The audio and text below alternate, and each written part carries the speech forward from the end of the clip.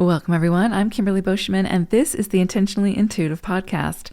In this episode, we're going to take a look at the forecast for each life path number for the full moon that's going to be occurring on May 23rd, 2024. Before we get into the forecast, this of course is a general forecast. If you're interested in learning more about your own personal numerology, your forecasts, or anything to do with the energies that you signed up for in this lifetime, I would love to take a look. I'd love to work with you. You can book some time with me. My information is in the description box below. All right, let's take a look. Life path number 4. So you all are going to be working with the energy of the 13-4 at this time. So ultimately your own vibration of the 4, but then you do have this influencing energy of the 13, which can bring about transformation and a whole lot of the need for committing to something and persistence, right? Which is right up your alley, but you could see some major transformations occur under this full moon, or some major things coming to culmination that then require you to maybe move in a different direction or take a different approach. I would say that your sort of key words for this full moon are going to be communication and creativity, because you have that strong influence of the 3, as well as the 1, which is all about creation, creativity, using your own ingenuity, going after your greater visions, creating some kind of a resource or solution, which the 4 is automatically by default pretty much very solution focused in its nature. And so you could see that a lot of creative opportunities present themselves for you at this time, or a lot of inspirations or ideas could come in for you. And it might be different than how you've normally approached things or how you've, worked in the past. And I would say definitely embrace it if you can, because of course you can, but I would say embrace it because it might bring you a broader perspective that can really, just really put the wind in your sails when it comes to your creative work. The other thing I would say is with communication, this is definitely going to be an emphasis at this full moon is communication. So you may find that you need to communicate differently, whether it's with people who you are, if you're the mentor or if you're the manager or whatever, or the teacher. It may be that people aren't understanding you or people are misunderstanding you because of your approach with your communication.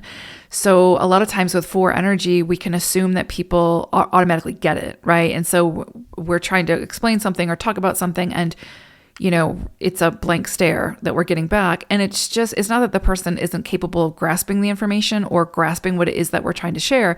It's just that we might need to adjust the way that we communicate what it is that we're trying to communicate. So you just really need to know your audience and sort of know how they learn and how they sort of, take in information. And you may have to make some adjustments there. And that can feel uncomfortable, but it'll serve you in the long run to do that, because you'll be able to actually get your point across. So you might see communication come in very strongly around this time. You could also see lines of communication open up. So if there was miscommunication or, something was lost in translation, you could see that kind of resurface at this time.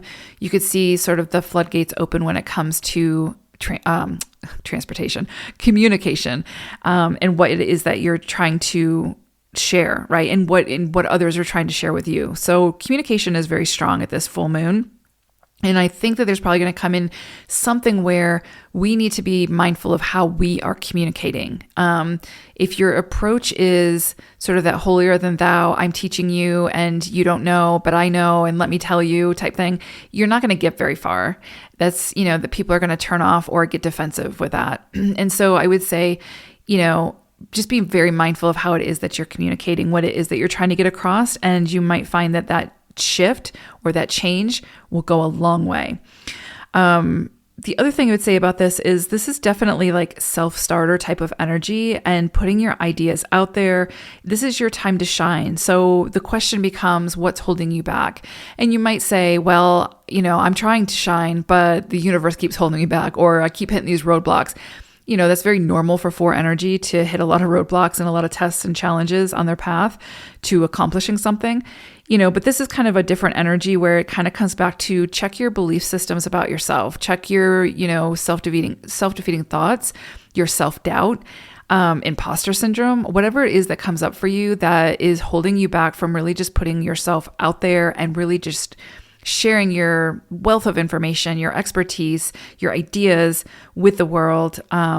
Really check in with yourself with that to see, what is it that's really holding you back from doing that? Because this is such a great energy with this 3 energy to shine and to be seen and to be heard and to be experienced and to network and to collaborate and to, receive the accolades and the rewards for the work that you've been doing. So this is definitely not a time to hide in the shadows or to minimize whatever it is you're trying to share or yourself. This is a time to be bold and be the star that you are. So I hope it's a great one. Take care, everyone. Bye for now.